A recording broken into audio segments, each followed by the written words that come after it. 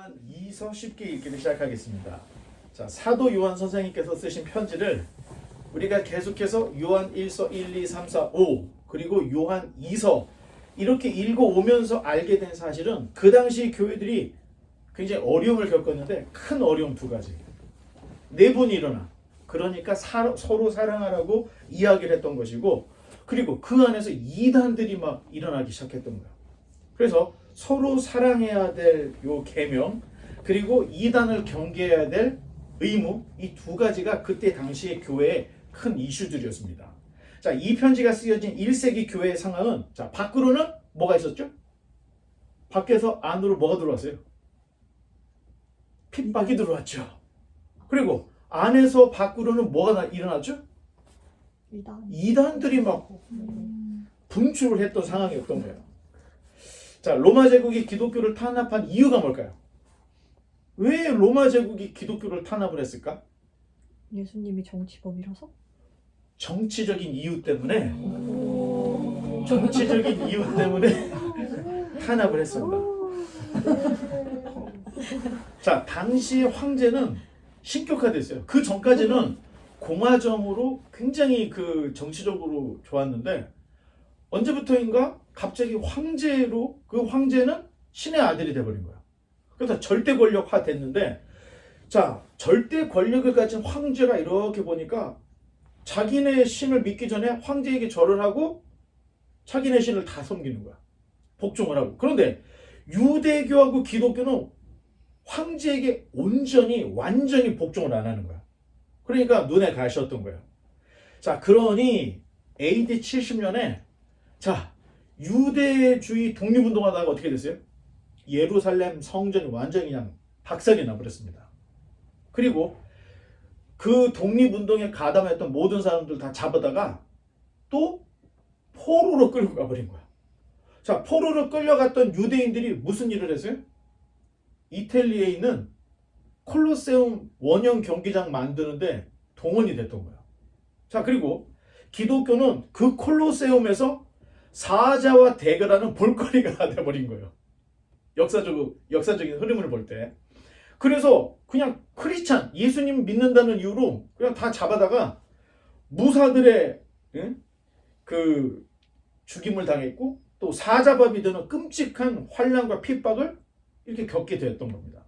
자, 이러한 환난의 배후에는 분명히 황제라고 하는 사람 배후에 무슨 세력이 있겠죠? 악한 세력이 있다는 겁니다. 그 악한 세력은 아담과 하와를 유혹해서 선악과를 먹게 했던, 사람을 타락하게 했던 원흉, 그리고 예수님이 이 땅에 오셨을 때 예수님을 어떻게든 잡아 죽이려고 했던 그 원흉, 성경에서는 단수로 되어 있어요. 마귀, 그리고 사탄, 다단수야. 옛 뱀, 용, 얼굴이 네 가지인 거예요. 어떨 때는 마귀로, 어떨 때는 사탄으로, 뱀으로, 용으로, 이게 악한 존재를 이야기하는 겁니다.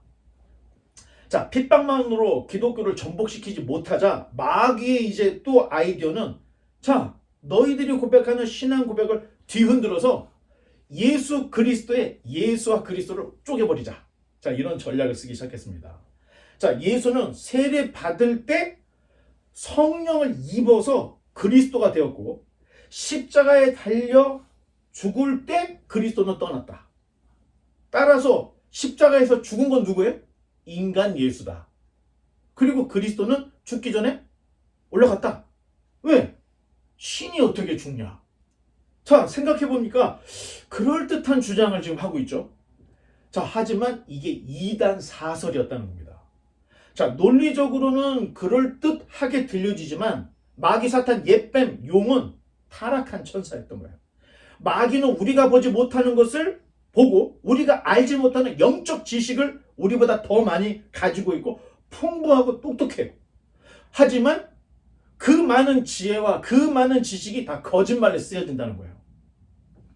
자, 그러니 예수님께서 승천하신 이후 약 50년 정도가 딱 지날 쯤에 사탄은 진리에 물을 타기 시작한 거야. 자, 그래서 어떻게 해서든 예수 그리스도와 그분의 사역을 거짓 것으로 바꾸려고 온갖 아이들을 다 짜냈던 거예요. 자, 이러한 시도는 예수님께서 승천하신 이후 약 2000년이 지난 지금까지도 이 사탄의 또는 이 마귀의 관계는 아직도 멈춰지지 않고 있고, 요한계시록을 봤더니 장차 예수님께서 재림하시는 그 순간까지도 사탄은 자기 일을 멈추지 않더라는 겁니다. 그러니까 사도 바울 선생님은 우는 사자처럼 원형 경기장에서 너희를 물어뜯어 너희들을 막 찢으려고 하는 그 우는 사자처럼 언제든지 삼킬 자리를 찾으려고 우는 사자처럼 부르짖고 삼킬 자리를 찾고 있다. 이런 얘기까지 사도 바울 선생님이 했던 겁니다. 자, 진리는 이겁니다. 사도 요한 선생님이 요한복음 3장에 예수님께서 설교하셨던, 예수님께서 말씀하셨던 그걸 그대로 인용을 해서 놓기를, 자, 넘겨볼게요. 한번 다 같이 읽어보겠습니다. 시작. 하나님이 세상을 이처럼 사랑하사 독생자를 주셨으니 이는 그를 믿는 자마다 멸망하지 않고 영생을 얻게 하려 하심이라. 하나님이 그 아들을 세상에 보내신 것은 세상을 심판하려 하심이 아니요 그로 말미암아 세상이 구원을 받게 하려 하심이라. 자, 하나님께서 아담과 하와를 창조하시고 에덴에서 가장 행복하게 살기를 원하셨던 거예요. 그런데 그 꼴을 못 보고 사탄이 아담과 하와를 유혹했죠. 또 마찬가지야. 아들을 보내서 다시 구원할 길을 베풀어 주셨는데 사탄이 가만히 있지 않다는 거예요. 자, 그래서 진리라는 것을 지금 예수님의 한 말을 요한이 그대로 우리에게 전했는데, 자, 하나님이 주체자예요. 세상 수여자예요. 사랑하사, 이유가 사랑을 해서 독생자 하나밖에 없는 독자예요. 주셨으니 이는 그를 믿어야 됩니다. 우리는 아는 것으로 끝나면 안 돼요. 좀 더 나가면 아는 것과 믿은 것이 하나가 돼서 이게 믿음이 돼야 되는 거예요.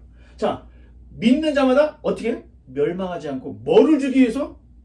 영생. 그래서 요한 1서에 요한이 계속해서 너희에게 영생이 있음을 알게 하려 한다. 계속 얘기했던 이유가 지금 이 영생을 얻게 하려고 주체자가 되신 하나님이 수요자가 되신 우리를 향해서 그리스도를 보내주셨다는 걸, 그래서 이거는 교회를 안 다니는 사람도 외우는 말이야. 얼마나 유명하지. 이거 예수님이 하신 얘기예요. 자, 그래서 하나님이 그 아들을 세상에 보내신 것은 세상을 이 녀석들 심판하려고 하는 목적이 아니라는 거예요. 덫을 놔서 사람들을 심판하려고 하는 덫을 놓은 게 아니라 세상을 할 수만 있으면 하나라도 더 구원하려고 하는 하나님의 마음 때문에 지금 이 복음이다. 이걸 얘기를 해주고 있는 거예요. 여기에서 이 진리를 지켜내기 위해서 사도 요한 선생님이 이단들이 너무 많이 일어나니까 그냥 가만히 앉아서 목회할 수가 없는 거예요.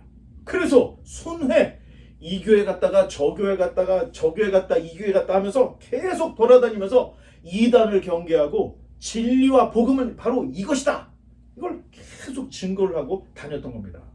자, 순회하기 전에 자기 방문을 미리 준비하려고 이 편지를 썼을 거다 생각을 합니다. 사실 요한 2서, 요한 3서와 같은 편지는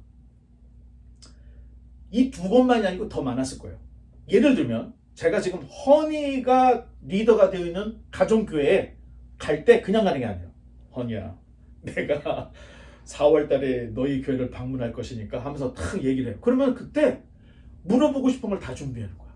그리고 식사 대접도 준비하고, 그 다음에 요한 선생님이 오시면 뭐를 할까 준비를 하면서, 이 편지는 회람용 편지입니다. 이 편지는 옆에 있는 기현이래, 옆에 있는 시현이래, 옆에 있는 다 4월 달에 돌기 시작하시구나. 다 준비를 해놓는 거예요. 그래서 요한 2서, 요한 3서뿐만 아니라 더 많은 편지가 있었을 거라고 생각하는 거예요. 그런데 다 유실되었고 지금 남아있는 게 요한 2서와 요한 3서, 이 두 권이 지금 우리 성경에 들어가 있는 겁니다. 자, 이 편지는 너무 짧아서 그 안에 어떤 큰 가르침 이런 내용이 별로 없어요. 그냥 당시 교회와 사도들의 생생한 정황들이 있을 뿐입니다. 자, 여러분, 그런데 큰 가르침도 없는데 요한 2서 3서가 또 유다서가 우리 정경에 들어갈 필요가 있을까 생각할 수 있어요. 근데 여러분, 이게 정말 중요합니다. 진리는 역사와 함께 우리에게 다가온다는 거예요. 진리만 가지고 오면은 그 진리는 이론에 불과한 거예요. 역사와 진리가 같이 올 때 진짜 진리가 빛을 내는 거예요. 역사가 없는 진리는 증명이 되지 않기 때문에 그렇다는 겁니다. 자, 그래서 그런 차원에서 요한 2서, 요한 3서는 우리 정경에 들어갈 정경성의 가치가 충분하다는 거예요. 왜?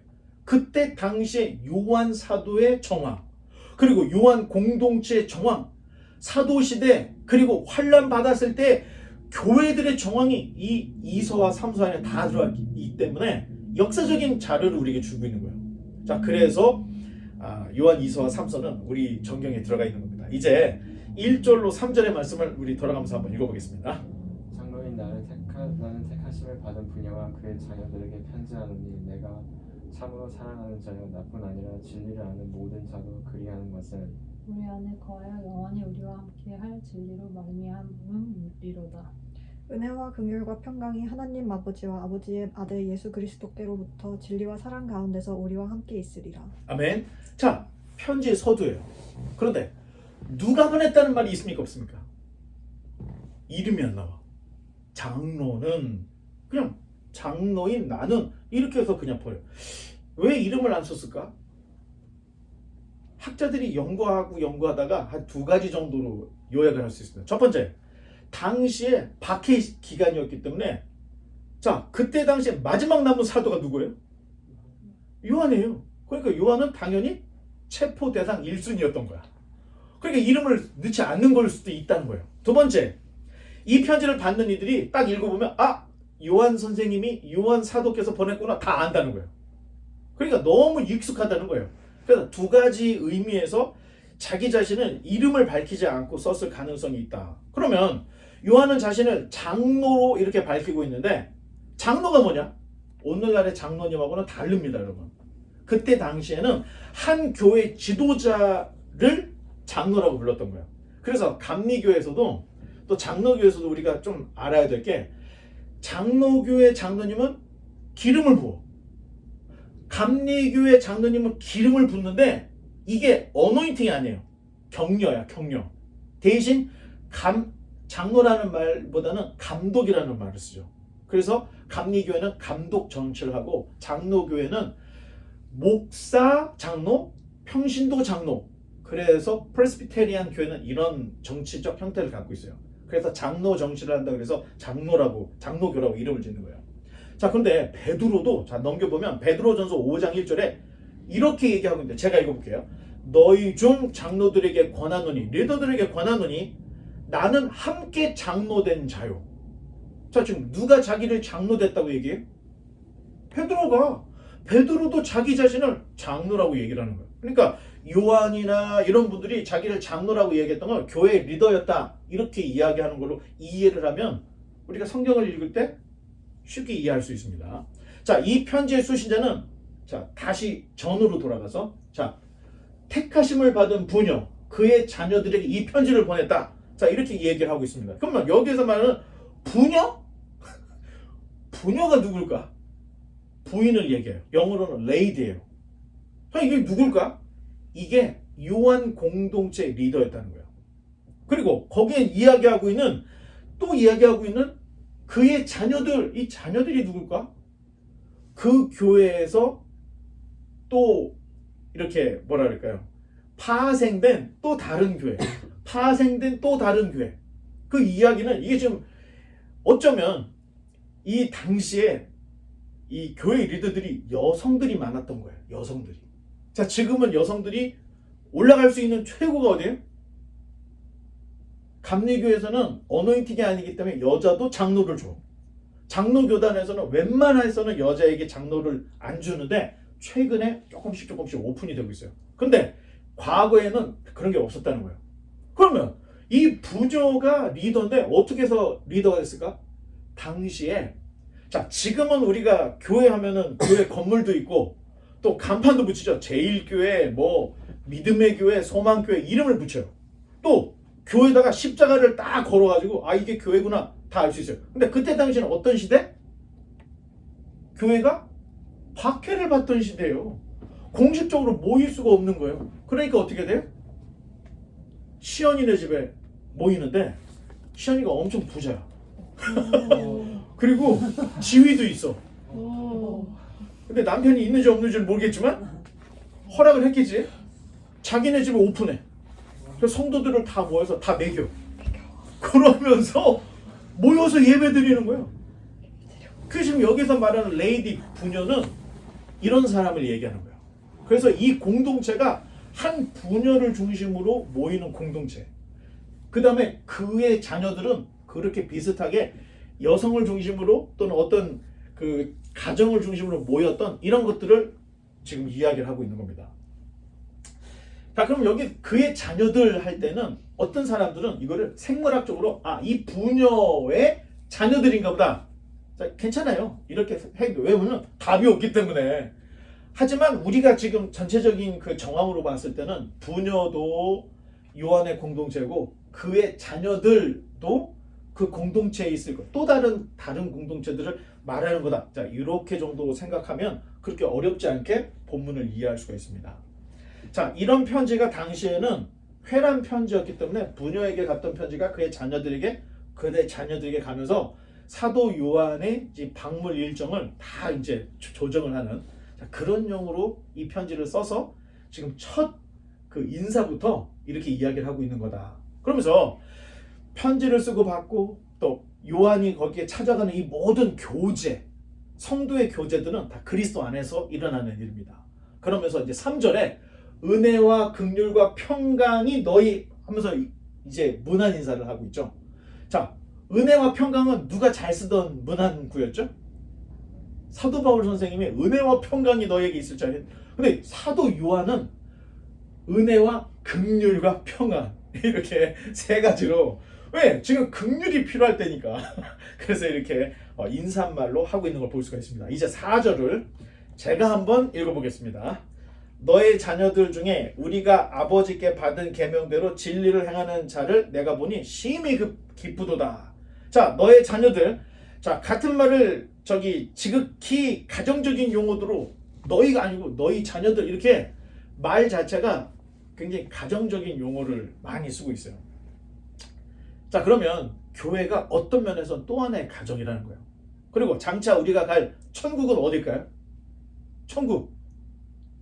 하나님의 가정이다. 자, 이렇게 생각을 하면 됩니다. 그래서 참 재미있는 게 여러분 가정이 너무 소중한 거예요. 가정에서 천국을 이루고 가정에서 평안을 누리고 기쁨을 누리고 이거 너무 중요한 거예요. 왜? 천국에 가면 그 비슷한 그 사랑과 그 가족애가 천국에도 있다는 거예요. 자, 여러분들은 지금 너무나도 우리가 너무 평안하고 편안하게 살기 때문에 잘 모르겠지만 여러분 전쟁이 나봐요. 전쟁이 나서 막 가족이 뿔뿔이 흩어지고 우리나라 그 6.25가 지난 지 한참 됐는데도 이 사람을 찾습니다. 그런 운동이 있었잖아요. 전쟁 때 다 흩어진 거야. 그래서 만나면은 막 거기서 막 통곡을 하고 울고 요만했을 때 봤는데 벌써 이제 나이가 들어서 늙어버린 거야. 그때 가족에 대한 그 향수, 가족에 대한 그림 이런 게 있는데 하나님 나라가 하나님 가족, 하나님의 가정. 자, 이런 느낌으로 우리가 생각을 하면 아주 좋을 것 같습니다. 그러면 이 가정의 가장은 하나님. 맏아들이 누굴까요? 맏아들. 독생자를 우리에게 주셨잖아요. 예수님이 맏아들이 되는 거예요. 그리고 우리는 예수님으로 말미암아 하나님의 자녀가 됐는데, 자, 그러면 예수님과 우리의 관계는 어떻게 될 수 있을까요? 예수님이 맏아들이야. 그리고 우리가 양자로 하나님의 자녀가 됐어. 그럼 관계가 어떻게 되겠어요? 예수님이 형제가 되는 겁니다. 가정이라면. 자, 하나님 가정의 가족이라면 당연히 하나님 명령을 따라야 되겠어요? 안 따라야 되겠어요? 당연히 따르게 된다는 겁니다. 그러니까 교회 안에서 다른 걸 따르는 게 아니에요. 성경 말씀에 기록되어 있는 계명을 따르는데 예수님이 강조하는 계명은 서로 사랑하라는 겁니다. 그래서 교회 안에서 라이벌 관계 이런 것들은 바람직하지 않아요. 서로가 정말로 사랑하고 밀어주고 당겨주는 이런 관계가 돼요. 자, 사실 지금으로서 우리가 하나님의 가족이 되었다 할 때 지금 우리가 하나님 집으로 갔습니까? 안 갔습니까? 지금 당장은 못 가. 자, 하나님 품으로 가기 전 이 땅에서 남은 인생을 살아야 되는 거야.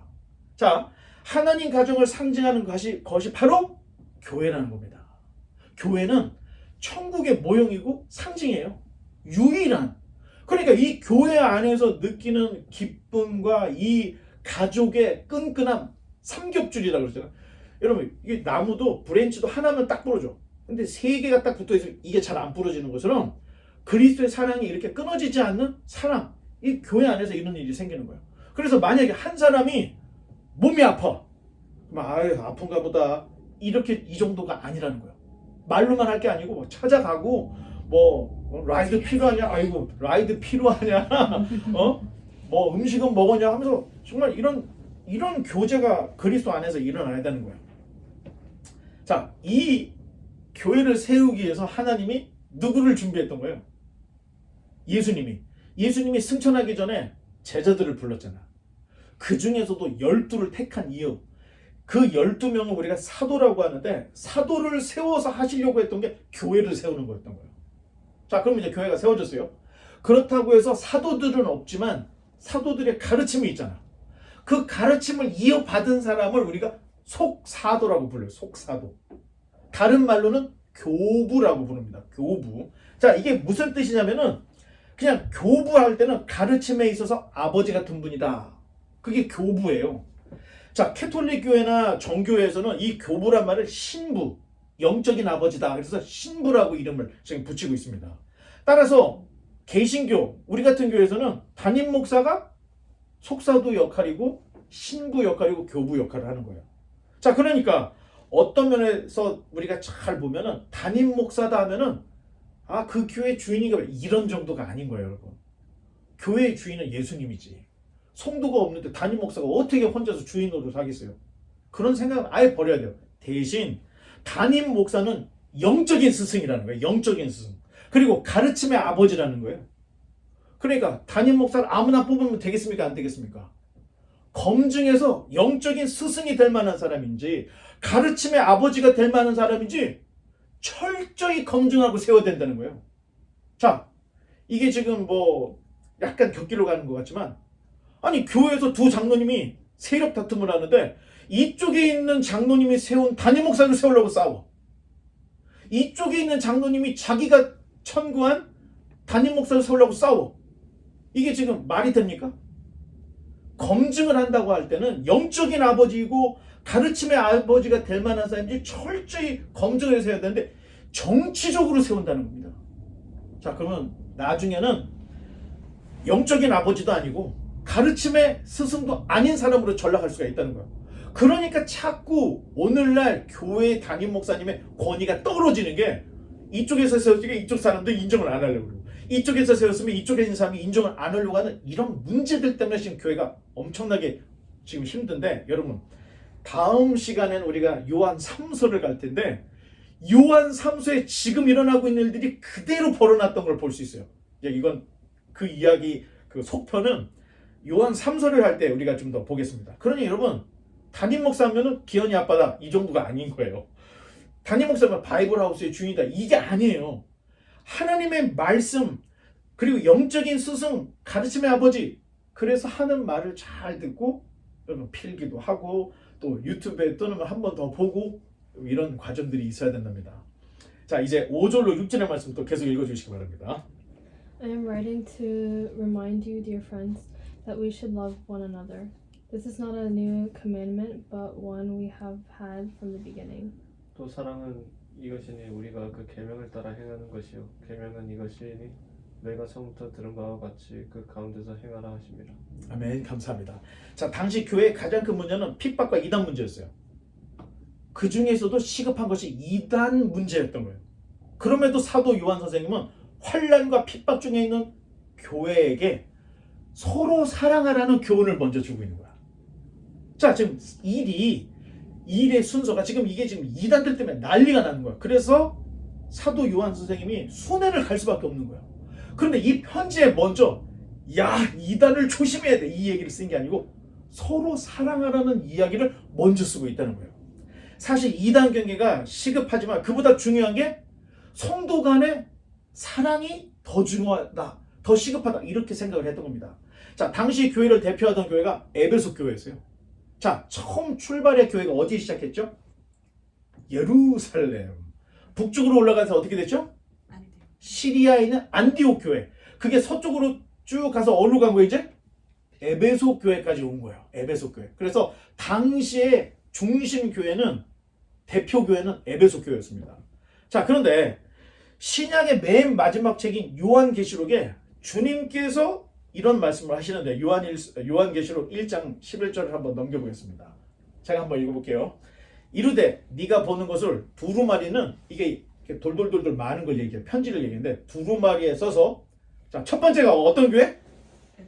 에베소. 그 다음에 서모나. 그 다음에 버가모. 그 다음에 두아디라. 그리고 사대. 그리고 필라델피아. 그리고 라오디기아 등 7교회에 보내라 하시기로 요한계시록 1장 11절 이런 얘기를 해요. 편지를 써라. 아마 여러분 이거를 우리가 요한계시록부터 들어가 버렸으면은 에베소, 서머나, 버가모, 두아리아, 사대, 빌라델피아, 라오디기아가 유럽에 있나? 어디에 있나? 정신을 못 차렸을 거예요. 그런데 단서가 아시아에 있는 7교회, 아시아에 있는 다 골로새 배웠죠? 라오디게아, 히에라폴리스 다 근처에 있는 교회들을 얘기하는 거예요. 이게 오늘날의 터키 그 지방의 7교회들을 얘기하는데 그 중에서 에베소 교회가 최고인데 요한계시록 2장 1절로 5절을 넘어가 보면 자, 우리 이제 잠도 깰 거 한번 같이 읽어보겠습니다. 시작. 에베소 교회의 사자에게 편지하라. 예수님이 말한 거예요.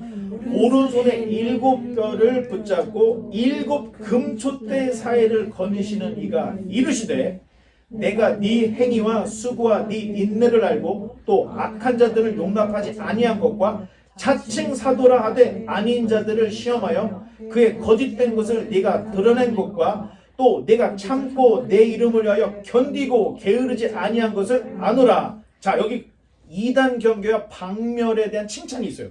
그런데 4절부터 시작. 그러나 너를 책망할 것이 있나니 너의 처음 사랑을 버렸느니라. 그러므로 어디서 떨어졌는지를 생각하고 회개하여 처음 행위 사랑을 가지라.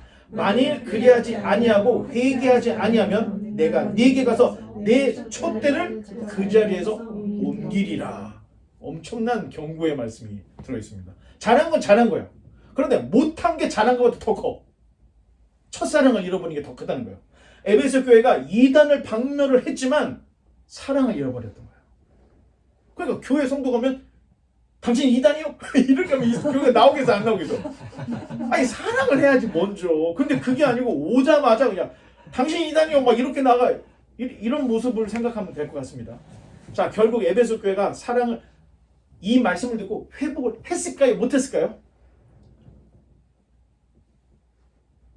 아쉽게 못했습니다. 그래서 결국 촛대가 로마로 건너가게 됐던 거예요. 에베소에서 얘기했을 때도 촛대를 옮기려 했는데 첫사랑을 회복을 못하니까 이 촛대를 로마로 옮겨버린 거야. 하나님이. 아, 그렇다면 이단 박멸도 중요하지만 서로 사랑하는 게 더 중요하다는 거예요. 그런 차원에서 지금 요한이 이단을 먼저 얘기하지 않고 먼저 서로 사랑하라. 그 얘기를 하면서 이제 차차 이단에 대한 이야기를 한다는 겁니다. 자, 7절로 9절의 말씀입니다. 미혹하는 자가 세상에 많이 나왔나니 이는 예수 그리스도께서 육체로 오심을 부인하는 자라. 이런 자가 미혹하는 자요 적 그리스도니. 너희는 스스로 삼가 우리가 일한 것을 잃지 말고 오직 온전한 사함을 받으라. 지나쳐 그리스도의 교훈 안에 거하지 아니하는 자는 다 하나님을 모시지 못하되 교훈 안에 거하는 그 사람은 아버지와 아들을 모시느니라. 아멘. 감사합니다. 자, 이단 사설들은 예수는 사람이었지만 성령으로 말미암아 그리스도가 되었다 이렇게 주장을 해요. 우리가 듣기에는 그럴듯해. 우리가 듣기에는 그럴듯해요. 또 한 가지. 예수는 처음부터 그리스도로 오셔서 사람이 아니다. 듣기에는 좀 뭐가 맞을 것도 같은 느낌이 들어요. 그런데 이게 두 개 다 이단이라는 거예요. 사람으로 왔는데 그리스도로 바뀐 거, 이게 이단인 거예요. 그리스도로 왔는데 사람의 모습이었다? 이것도 이단이라는 거예요. 다 이단이에요. 예수와 그리스도를 분리하는 즉시 어떻게 돼요? 이단이 되는 겁니다.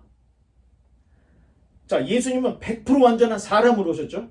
또 한 가지, 예수님은 100% 완전한 하나님, 말씀, 그리스도로 오셨다는 거예요. 그래서 영어로는 one person, two nature. 이성 1인격. 자, 이 말씀에 너무 지나쳐 앞서가거나 또 거기까지 미치지 못해버리면 이제 이단으로 빠지는 겁니다. 성경이 인간의 언어로 계시가 되었듯이 말로 설명하는 것도 굉장히 중요한데 예수님을 설명하는 데 있어서 사람 예수가 성령을 입어서 그리스도가 됐다. 비슷한 것 같지만 말이 다 틀렸다는 거예요. 이게 이단이에요. 그리스도가 오셨는데 사람의 모습으로 오셨다. 말이 맞는 것 같은데 엄격히 따지면 예수님이 귀신이었다는 얘기예요. 유령이었다는 거예요. 다 거짓말이라는 거예요. 자, 어가 다르듯이 설명을 할 때는 그래서 여러분 삼위일체를 설명하려다가 이단된 사람들이 너무 많은 거예요. 그런 이단들 때문에 이단들을 가르다가 결국에는 우리가 명제를 말하게 되는 거고 예수님께서 완전한 하나님, 완전한 인간이 이게 처음부터 있었던 게 아닌 거예요. 이단자들이 예수님은 사람이었는데 성령을 입었다고 얘기하니까 요한이 이거 아니잖아. 또 예수님은 처음부터 하나님으로 오셨는데 사람의 모습이어서 비슷한데 조금씩 틀리다는 걸 알게 돼서 결국에는 확정된 게 예수님에게 one person, two nature 확정이 된 거예요. 또 성령님은 하나님의 부리는 영이다. 맞아요, 틀려요? 아니에요. 성부 하나님도 자기 인격이 있는 거야. 성자 예수님도 자기 인격이 있는 거야. 성령 하나님도 자기 인격이 있는 거예요.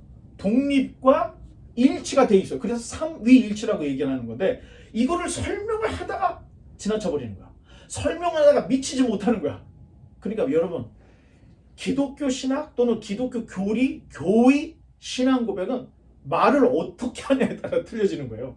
그러니까 끝까지 들어야 되고 이게 진짜인지 아닌지 검증을 해야 되겠습니까? 안 해야 되겠습니까? 그러니까 거기까지 가야 된다는 거예요. 자, 이제 10절로 11절 또 읽어주시기 바랍니다. 누구든지 이 교훈을 가지지 않고 너희에게 나아가거든 그를 집에 들이지 말도 말고 인사도 하지 말라. 그에게 인사하는 자는 그 악한 일에 참여하는 자입니다. 아멘. 감사합니다. 자, 어려운 시대의 사도 요한의 처방은 자, 이단자들을 집에 들이지도 말고 인사도 하지 말라. 아이고 완전히 극약 처방을 지금 하고 있는 거예요. 그럴 수밖에 없었던 이유가 있어요. 왜? 요한 선생님은 한 분인데 교회가 여러 군데가 있는 거야. 그러니까 다 갈 수가 없는 거예요. 그러니까 당시에는 지금은 폰으로 목사님 어떤 사람이 이러는데요. 어떻게 됐어요? 하고 야 그거 잘못된 거야. 바로바로 얘기해 줄 수 있잖아요. 근데 옛날에 이게 안 되는 거야. 그러니까 어떻게 해? 편지를 쓰면 갖고 가서 읽어주고 또 답장 써갖고 오고 그게 아니야. 그래서 교정하고 이게 한참씩 걸릴 수밖에 없는 거예요. 그러니까 극약 처방을 할 수밖에 없었던 거예요. 왜냐면 관리가 안 되니까. 그러니까 아예 이단들은 집에 들이지도 말고 인사도 하지 말라. 그냥 아예 이렇게 얘기를 하고 있습니다. 자, 여러분 애매할 때는 일단 피하는 게 좋습니다. 펠팍에 가면 모태솔로들을 위해서 전도하는 이들이 있어요. 모태솔로 남자를 위해서 전도하고 다가가는 여성 전도자가 있고 모태솔로 여성들을 위해서 멋있게 다가가는 남성들이 있어요.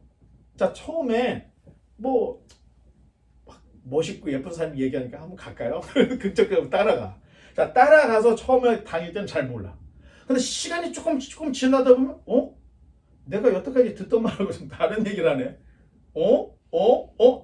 자, 그런데 그때가 되면 이미 형, 오빠 이런 관계 형성이 돼서 빠져나오질 못하는 거예요. 자, 신천지에 간 아이들이 나오지 못하는 이유 중에 이런 이유들도 있다는 거예요. 처음에는 이단이라 경계를 했는데 자기도 모르게 스며 들어가서 친구가 돼버리니까 못 나와버리는 거야. 자, 이런 걸 알고 있어야 됩니다. 그러니까 아예 지금 사도 요한 선생님께서 이야기하는 것처럼 집에 들이지도 말고 인사도 말라. 이게 어떨 때는 나을 때가 있다는 거예요. 자, 요한 선생님께서는 이단자들에게 인사하는 것도 동조하는 거라고 이렇게 경고를 해요. 이단자들하고 인사하고 이단자들하고 만나는 거 이건 동조하는 거다 이렇게 얘기를 하는데 그만큼 위험이 크다는 것을 경고해 주는 거예요. 사도 요한 선생님의 별명이 사랑의 사도예요. 아니 그런 사랑의 사도가 인사도 하지 말라.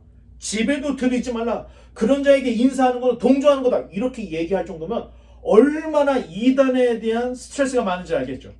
오늘날도 마찬가지예요. 지금 솔직히 정통보다는 자, 지금 전세적으로 세계적으로 몇 억 정도가 있죠? 전 세계 인구가 한 70억, 75억? 좀 있으면 이제 80억이 될 텐데 그 중에서 기독교가 몇 프로일까요? 10%? 옛날에는 20% 됐는데 15%, 10% 정도 돼. 그러면 그 10%에 여러분 신천지가 들어갑니다. 여호와의 증인이 들어가요. 다 들어가. 기독이라고 하는 이름을 표방하는 모든 예수 들어가는 데는 다 포함시켜서 10%예요. 그러면 그 안에서 가려서 사도들의 가르침, 하나님의 말씀을 가장 우선순위에 두고 있는 정통교단을 따지면 여러분 이게 1%, 2%밖에 안 된다는 거예요. 이게 간단한 문제가 아니라는 겁니다, 지금. 자, 여러분들이 이런 것들을 인식하면 이단에 대해서 우리가 어떻게 생각하고 대처를 해야 되나 다시 한번 생각을 할 수가 있습니다. 자, 가정 안에서도 종교가 다를 수 있습니까? 없습니까? 있어요. 가정 안에서도 종교가 다를 수 있어. 그럴 때 내가 예수님 믿는 것 때문에 가족들에게 왕따 될 수 있습니까? 없습니까? 있어요. 또 가족들이 괜히 미워해. 교회 다닌다고. 가족들이 배신자 취급을 해. 분명히 있습니다. 자, 마태복음 10장에 예수님께서 이런 말씀을 하셨는데 잠도 깰 겸 넘겨보세요. 우리 한번 같이 읽어보겠습니다. 시작. 내가 세상에 화평을 주러 온 줄로 생각하지 말라. 화평이 아니요 검을 주러 왔노라. 내가 온 것은 사람이 그 아버지와 딸이 어머니와 며느리가 시어머니와 불화하게 하려 함이니 사람의 원수가 자기 집안 식구니라. 야, 아니 이거 예수님의 어록이에요. 아니 예수님 왜 이런 얘기를 했을까? 인용을 한 거지. 구약을 인용을 한 이야기인데 왜 이런 얘기를 했을까? 자, 가족 이전에 더 큰 것이 있다는 거예요. 자, 깊이 생각해야 돼요. 자, 결혼은 여러분이 선택해요? 누가 선택해줘요? 자기가 선택하는 거야. 자기가 좋은 여자, 자기가 좋은 남자하고 평생 살 거를 결심하고 선택을 하는 거잖아요. 하지만 여러분, 부모님을 여러분이 선택할 수 있었습니까? 자녀들을 우리가 선택할 수 있었어요? 낳아보니까 얘야. 다 마찬가지예요. 분명 가족이 된 것에는 이유가 있을 텐데 그 이유보다 더 큰 영적인 일이 있다는 거예요. 자, 마태복음 말씀을 잘못 보면 야, 교회 잘못 갔다가는 가정이 그냥 풍비박산이 날 수 있다. 왜? 며느리와 시어머니가 싸워. 이렇게 되면 이제 큰일 나는 거지. 교회 가면 안 된다. 이렇게 말할 수 있어요. 표면적으로 보면. 하지만 성경은 그 어느 것보다 가정을 소중하게 다루고 있다는 이 정신을 먼저 알고 있어요. 그래서 10계명의 5계명이 뭐예요? 10계명의 5계명이 부모에게 효도하라고 돼 있는 거예요. 그래서 성경은 처음부터 끝까지 가정에 최선을 다하고 부모에게, 자녀에게 최선을 다하라고 그렇게 얘기해요. 가족이 엄청나게 중요하다는 것을 강조를 해줘요. 다만 영적으로는 가족 구성원보다 한 인격체가 앞선다는 거예요. 더 중요하다는 거예요. 가족이 중요하지만 개인 한 사람이 더 우선을 한다라는 의미를 가지고 있던 거예요. 자, 그런 의미에서 부모 자식 간의 종교적인 분쟁이 분명히 일어날 수 있습니다. 진리가 오기 전에는 모두가 다 어둠에 속해 있으니 별 문제가 아니었던 거예요. 근데 진리 대신 예수님이 오자 진리를 받아들이는 자, 진리를 받지 못하는 그런 가족 구성원들이 생길 수가 있어요. 심지어 가족 안에서도 영적인 분쟁이 일어날 수 있어요. 자, 아버지는 신천지, 어머니는 통일교, 아들들은 맨 막내가 정통교회를 다녀. 그럼 얘는 매일 혼나는 거야. 아니, 그런 일이 있을 수 있어. 진짜 그런 일이 있어요. 자, 그런 의미에서 보면은, 자, 돈이나 관계 문제로 가족이 원수가 될 수 있습니까? 없습니까? 그런 일 너무 많지. 부모님 재산 때문에 싸워가지고 철천지 원수가 되는 사람 많잖아요. 그런데 신앙 문제 때문에도 그렇게 될 수 있다는 거예요. 자, 여러분, 소돔과 고모라가 심판당할 때 롯의 사위들에게 경고를 했죠. 야, 우리가 지금 당장 떠나야 돼. 그랬더니 그 사위들이 어떻게 했어요? 경고를 완전히 무시해버린 거예요. 자, 구원은 가족 단위로 오는 게 아니라는 거예요. 한 인격, 한 사람들에게 구원은 거기에 문제가 있는 거예요. 자, 그러니 부인의 신앙에 남편이 묻어갈 수 있을까요? 자녀들의 신앙에 부모들이 얹혀갈 수 있을까요? 절대 아니라는 겁니다. 한 가족 안에서도 구원받을 가족이 있고 구원받지 못할 가족이 있다는 거예요. 자, 그런 의미에서 예수님이 말씀하셨던 이런 이야기들을 내가 화평을 주러 온 게 아니고 검을 주러 왔어. 내가 온 것은 사람이 그 아비와 딸이 어미와 며느리가 시어머니가 불화하려고 왔다. 이 불화라는 것은 영적인 코드가 맞지 않았을 때 일어나는 이야기를 하고 있다는 겁니다. 자, 그런 의미로 따져본다면 여러분 우리가 이제 그 사도 요한 선생님이 이야기했던 거, 그 다음에 우리의 어떤 그 신앙, 그 다음에 가족 안에서의 나의 어떤 신앙의 정체성, 자, 이런 것들을 여러분이 이제 생각할 수 있고, 또 이단도 굉장히 우리가 경계를 좀 해야 됩니다. 가정 안에도 또 이단이 있으니까. 자, 마지막 12절로 13절의 말씀입니다.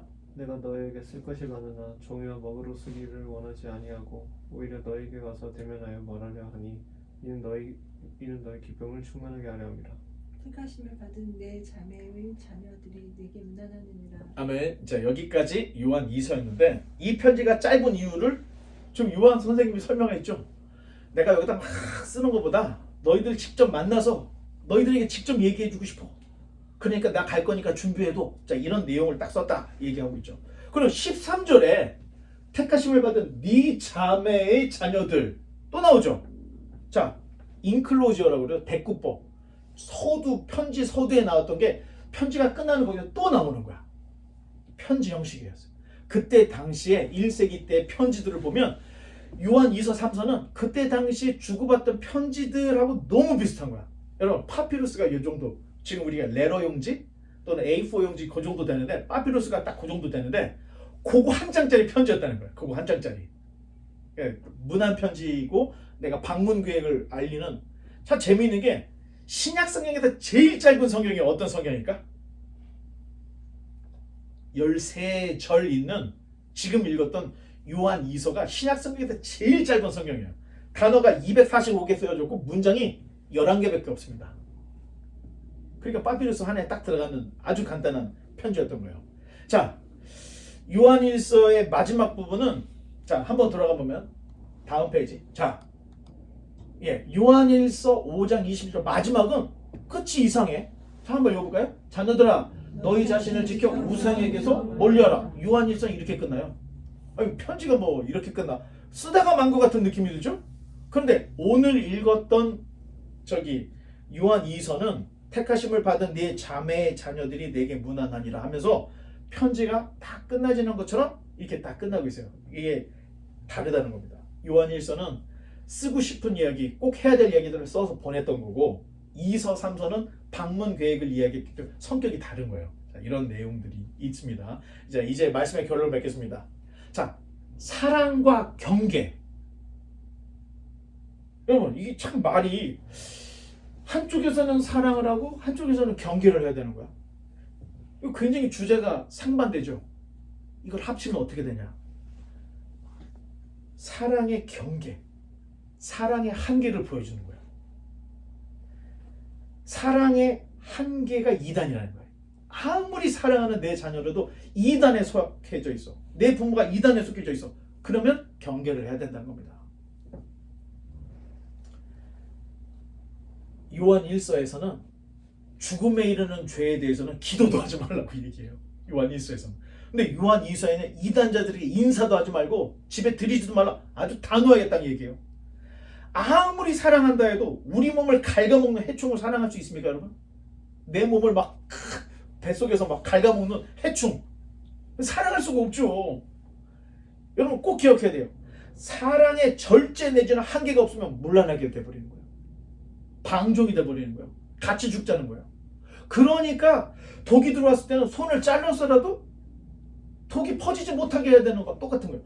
사랑에는 한계가 있다는 것을 요한 2서에서 지금 얘기해 주는 거예요.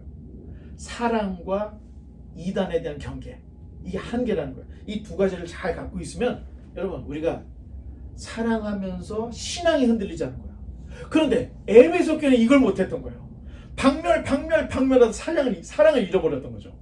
바라기는 우리가 하나님을 향한 첫사랑을 계속 유지하고 우리를 유혹해 들어오는 이단 사서들을 잘 걸러내고 우리가 잘 경계해서 요한, 예수님, 하나님이 우리에게 요구하시는 그리스도의 장성한 분량까지 계속해서 자라날 수 있는 저와 여러분 되시기를 주님의 이름으로 간절히 축원합니다. 기도하겠습니다.